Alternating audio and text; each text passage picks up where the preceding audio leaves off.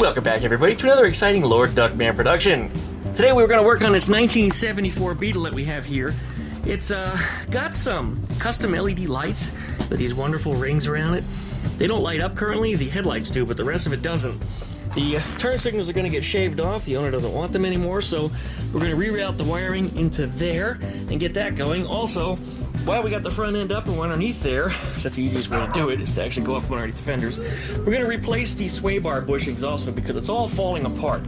And I think currently they're just kind of zip tied on because they broke on one side or something. Anyway, we got all new parts to do it, so that's what we're going to work on today. So you guys know the drill. Like, comment, and subscribe. Don't forget to plug that dingle belly so you get updates every time I upload a video. Check out duckshit.net for all my different social media links. And we'll be back right after that intro. And hopefully we get something done today before it rains because, man, it looks like crap out here and it's starting to get foggy. And it's cold. Yesterday it was like 85 degrees. And today it's like in the 40s. Oh, quite a change. But that's Florida for you this time of year. Doesn't know what season it wants to be. All right, we'll be back right after the intro.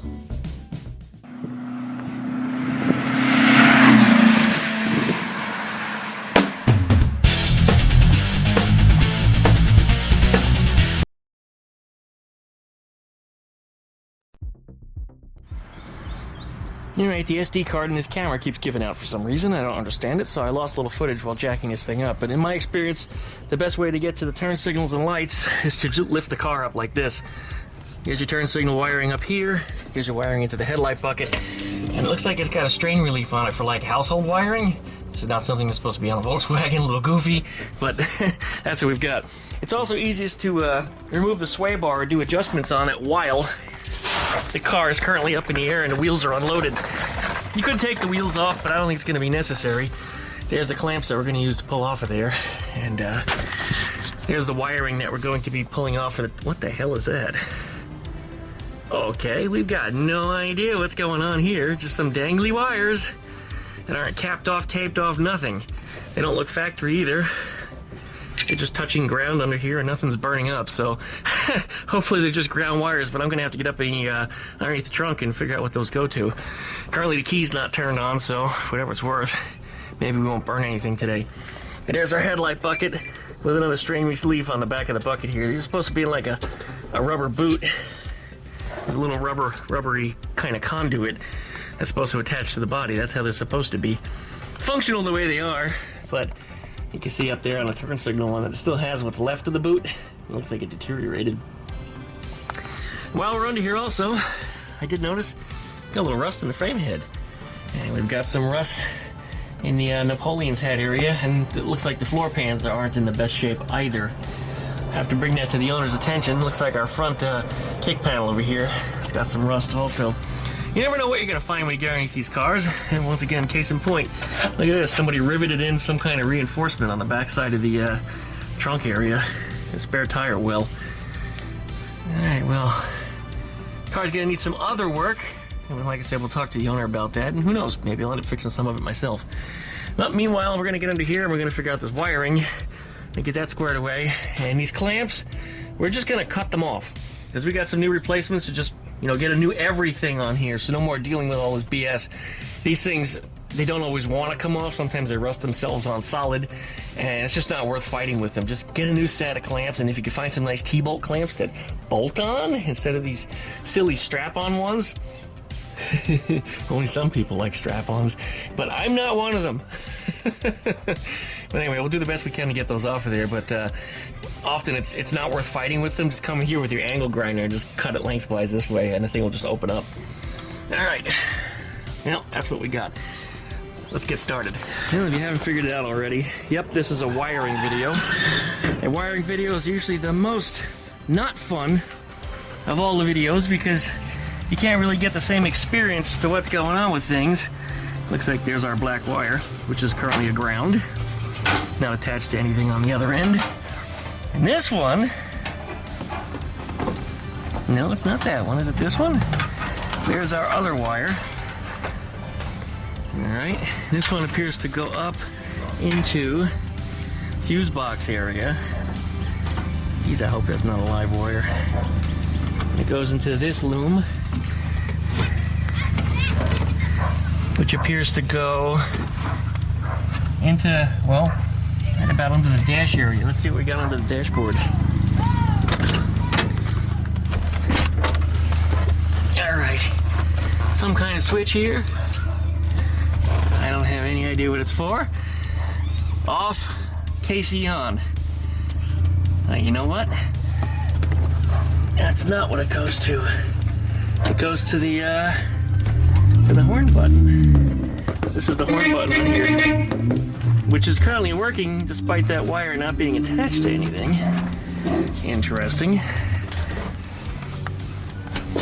It's also working without the key being turned on, so we got a live circuit. Now, if that's a Volkswagen horn, I don't know what it was. I didn't pay much mind to it. Typically, they have a single wire. This has double wire. Volkswagen usually switches ground.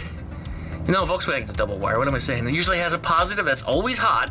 At least when the key's turned on, it's always hot. And then the switch is on the negative side. So something is definitely not right here. If this is just an extra wire that doesn't go to anything, I think we're just gonna remove it. Yeah. No, it doesn't appear to go to anything at all. Okay. We're just gonna extract that one wire because it's completely vestigial, like your appendix. Got no purpose to be there. Let's get rid of it. Anyway, I have no idea what this mystery switch is under here, but I disconnected the wiring from it. It actually just unplugged from the back of it. If it has no reason to be there and it's not connected to anything, let's get it out. No, that's just dangerous. I didn't see anything on it that looked like it was fuse protected either. Big no-no, especially up on this end of the car. Yeah, where all the wires are nice and long so the entire harness can burn. Very bad news. All right, well, here's our turn signal light wiring. So what we're going to do is we're going to take the turn signal out. We're going to pull these wires out of here, and we're going to shove them down in this hole and bring them up to the front over here. Now, hopefully we don't need any dropping resistors or diodes or any of that crap when we go to wire this stuff up, but we're not going to know until, of course, we get that far. If this is only a single wire, like maybe it only lights up for a running light or turn signal, you can't do both at the same time, I may have to get a controller box for it. And usually what I like to use is just simply a trailer light converter. They work great for this. Still need a couple dropping resistors and maybe a diode or two, but we'll get into that if we need to. In this video, I guess we'll see. Anyways, we're going to pull that screw out also. So let's get up here and start taking some of this stuff apart. Alright, that ignition is currently off.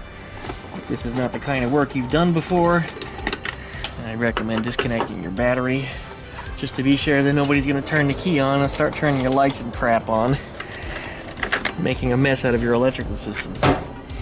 Okay, this is our bulbs. There are two 8mm nuts, typically they're 8mm, up underneath the fender that hold the bottom portion of this on. Otherwise, the bulb should come out right here. Look a little scuzzy there. A little moisture intrusion, very common, as they are exposed to the weather where they sit. These are functional though. This is a dual filament. It's both a turn signal and a marking light, and that's just marking light only. And this is one of the later gigantic turn signals. And it's always funny when I see these at car shows because they're not symmetrical. There's chrome on one side, and that's on the inside, so it doesn't blind the driver when you're driving. But I often find these on the wrong sides of the car. So when you're judging at a car show, well, you're going to have to probably whack them a point for that. So look for it. Okay, let's pull that out. Actually, is it coming out on its own? Are those nuts loose? Yeah, they are. Wow, okay. There's one of them. This would be nice, no tools, right? No, that one's still kind of stuck. Alright, they just appear to be rusty, and they just weren't tight enough. But that one actually spun. Alright, let's get that other one out. Just had to chase the neighbor's dog out of my yard. The dog managed to get into the backyard the other day. My gate has been broken because the tree guys crashed into it. They fixed it though, they took care of it. But while it was broken, it didn't close all the way, so I had to watch the chickens and make sure they didn't escape. What actually happened is this long-haired dachshund made its way into my backyard and was back there for hours. And I heard the chickens running around like crazy, but I never ever saw why. I'd go outside and the chickens would be quiet and the dog would take off. And the dog it's not a barker, it doesn't bark. But I did see a black flash kind of run past me more than once, and I thought it was a cat. And it would run into my garage tent. So for a couple hours, I kept going back outside every time I hear the chickens in an uproar. Finally, I got the thing cornered in the yard and discovered that it was a dog. And I ran its ass off, throwing all kinds of 2x4s and shit at it. I didn't want to hurt it, but if it hurts my birds, I'm going to have to do what I have to do. I'm going to protect my own. Anyway, it just decided it was going to try to get into my backyard again. Of course, now the gate's been fixed, so it's not as possible. But look at this here. Got a little difference in the paint, but it's okay. The owner of this has the paint to refinish this. He's going to have this refilled and probably in the shop that he works for. He works for Velocity Restoration, so here's a little shout out to them.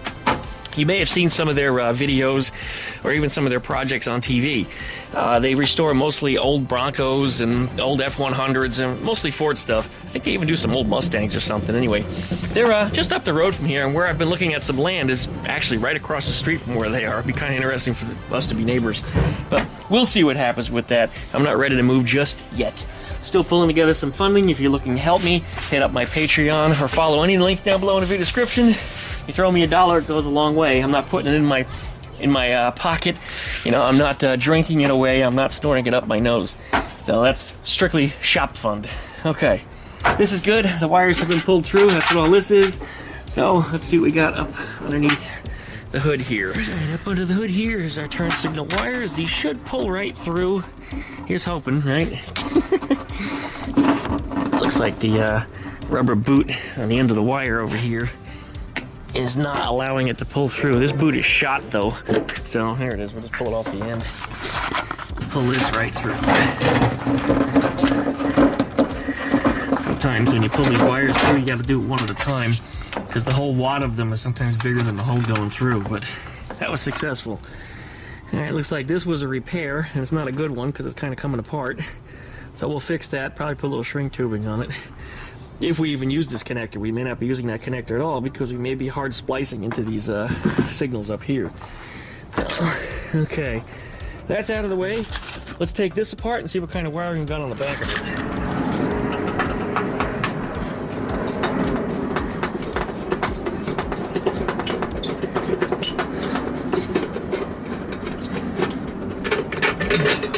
That's not the correct screw. These always have the wrong screws. Almost always, anyway. I mean, even Ruby the Fastback's got the wrong screws on it. Okay. You should come out with 2 or 3 screws to remove the light from the bucket. These don't look accurate either. They're really long. Yeah, but if that holds it in there, I guess it's okay. They don't have to look nice. They don't have to be right. They just need to be, you know, tight. Snug them up.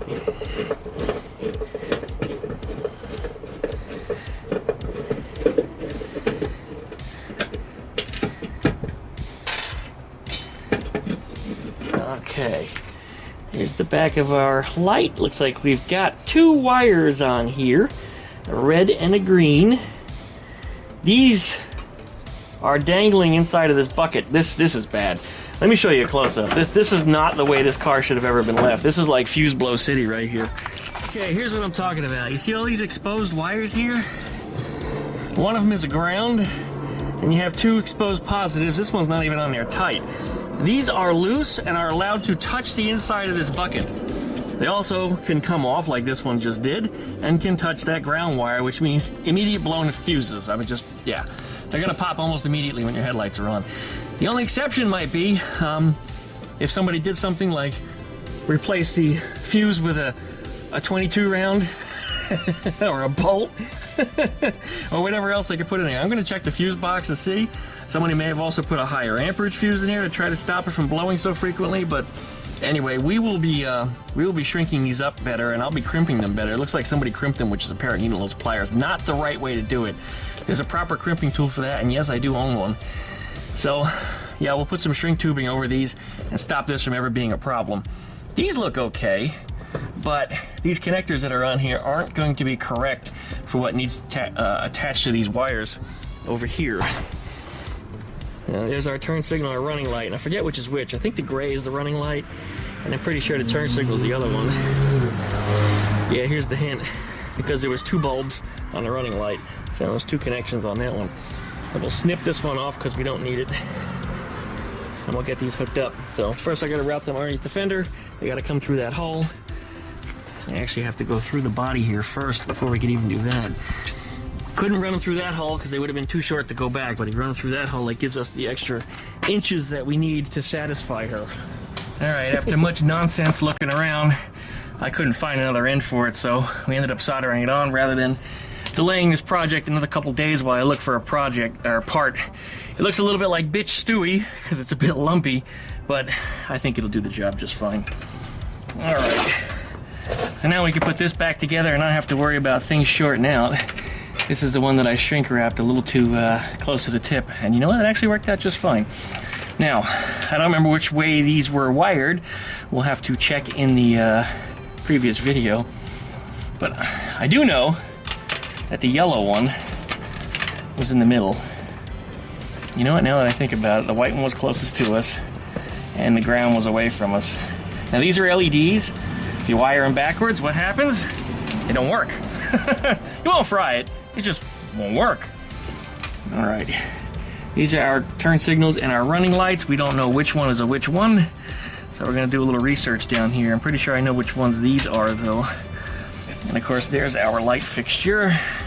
I'm gonna stick that in here just so we can get a good look at it while we're doing a little test wiring in here.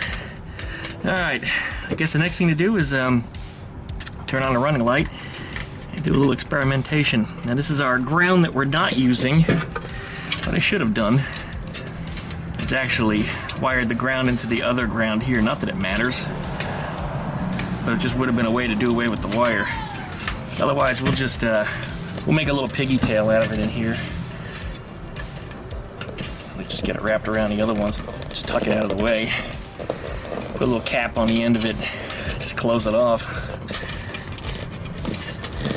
There we go. That solves that problem, doesn't it? Alright, we'll come back to it later and put a little shrink wrap on it. Just make it look nice. Not that it matters, nobody's ever going to see it. Alright, I don't know what's a whatsy here. So we're just going to hook these up this way. We're not going to do any damage if it's wrong.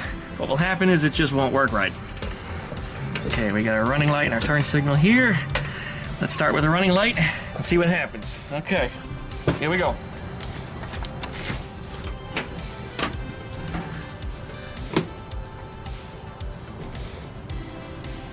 Looks like it came on. I'm going to suggest that was probably the right way the first try. Now this one is our running light. I know that. If we put it in here, maybe it changes color. It sure does. Alright, so the red one is running light. And the yellow one's going to be our turn signal. So we had it right on the first try. That never happens. Alright, that's how we're going to do this here. Solder might be good, but I don't think I want to make these a permanent connection because you might want to take this apart or even put it back to factory stock.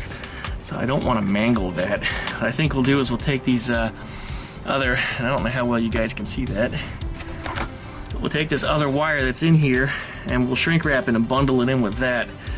So that way everything is in there and reusable. All you have to do is cut the shrink wrap off of it and put it back in the stock turn signal. So there it is, me thinking about the next guy again. Not that it matters, but you know, I always do that.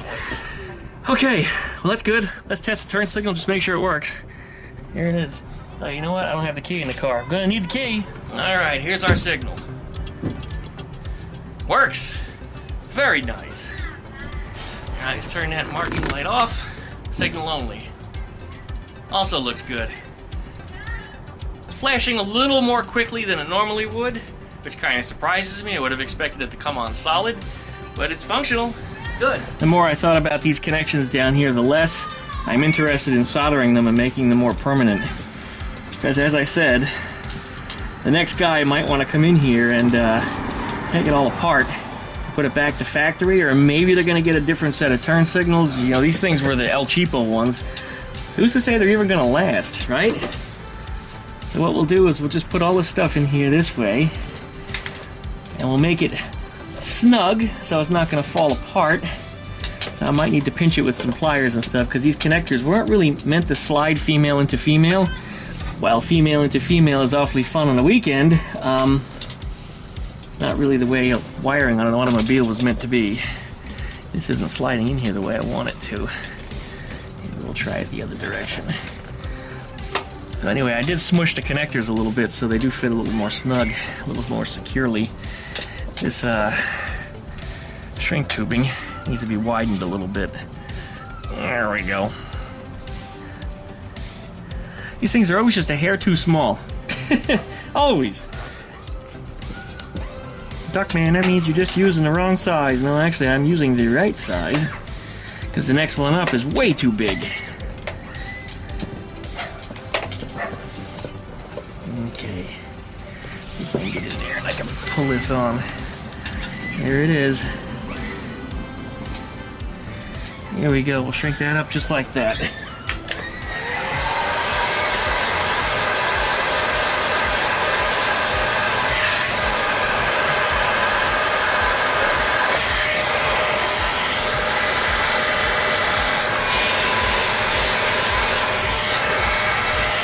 Very nice. Let that cool down and then we'll give it a tuggy test. I guarantee you it ain't gonna come off of there. That actually worked out quite well. Okay, we'll do the same thing on this one. Take this little connector here. Can you guys actually see that? These wiring videos, man. Some people love them, absolutely love them, but when it comes to recording these, it's tough to tell you what's going on most of the time because, well, it's electrical. It's stuff you just can't see. You know, it's you know, tiny little electrons, or some people call them, you know, screaming pixies. Not one of the terms I use, but a lot of folks do. All right, stretchy, stretchy. There we go. Put this on here.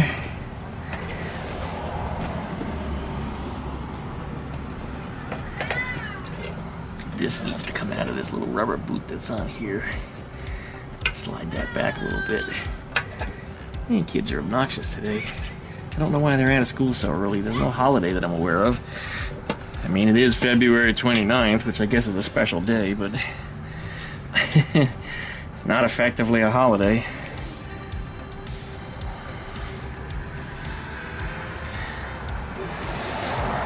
Okay. Put this here.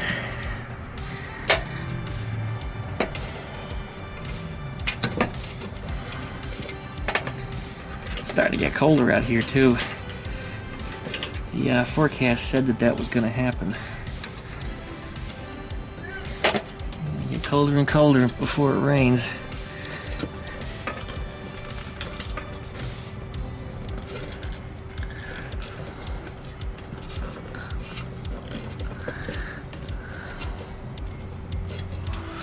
All right, and then this little end, which doesn't have a home, we don't want to leave it exposed, and as I said, I don't want to cut it off because somebody may need it again someday. If they ever decide to put it back to stock or they do something else here with the wiring. So we'll just stick it right in there so that way it's captive.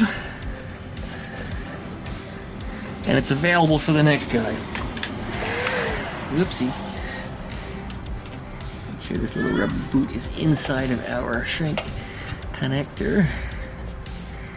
So that way it all seals up nice and tight against itself. Fantastic. Here we go.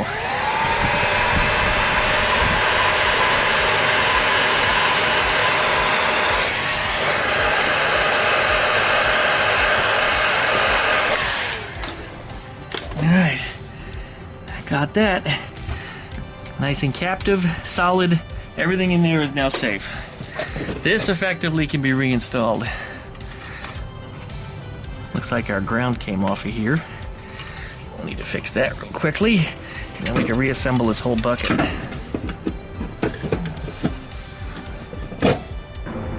Okay, yes, I did test everything, and everything is effectively working. Now it's just a matter of putting all the screws back in this thing.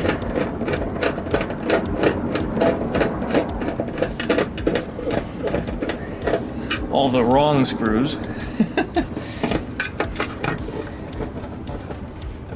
Couldn't use the right screws if you wanted to because all the holes are wallowed out. So these bigger screws, which might be why they're on here to begin with, often people lose these things. I know I'm one of them. But I usually try to find something else that fits without screwing up the threads.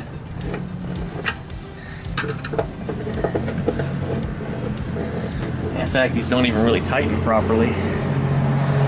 They're a little wallered out too. Wallered. Okay. Now this screw can be quite tricky to get it to go to where it's supposed to. What Volkswagen should have done and did not was put the nut really, really close to where the headlight escutcheon goes rather than have the hole way so far back. It's really hard to get it to catch. Actually, I might have just got it, but these are not original screws either. Yeah, I got it.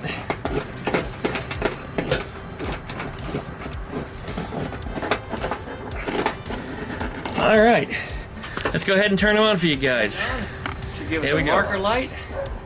There we go. We should have a headlight. Should have a turn signal. And we should have a high beam, low beam. Looks effective to me. Winner! Now let's do the same thing on the other side. We got the other side apart here, and look at the electrical tape job they did. It's only on the wire, it's not even around the connector. Absolute garbage. Anyway, we'll fix that. Properly shrink wrap everything, and we'll make it work properly. So it's not going to be dangerous, and it's not going to blow any fuses. Alright, well, we are all wired up on both sides. This bucket was a lot of trouble getting this ring back on. This dent in the fender, and you can see, well, you can't see it now, the ring is covering, but there's actually a split underneath the bucket. So the whole bucket's been kind of egg-shaped, it's been stretched. So that ring did not want to go back on, but finally it did. It took a lot of stretching and cursing at it until finally it went on, and boy, is it on there tight. So, it's functional. This should work. We're going to test these lights in just a second. Otherwise, yeah, let's pull that jack out from underneath there, pull them jack stands out. I don't think we're going to get to the sway bar today. It's starting to get dark, it's starting to get windy, and it's getting even colder. And I would have had it done, but one of my neighbors who works on cars down the street over there started asking favors and was talking to me about stuff, and well, you know how it goes. Start doing a lot of this, and you don't do none of this. So anyways, we'll lift this back up, pull out the jack stands, and, oh, don't do that against that paint. Oh, we're okay, good. And get it set back down to the ground, and we'll test everything one more time so you guys can see. Down she goes.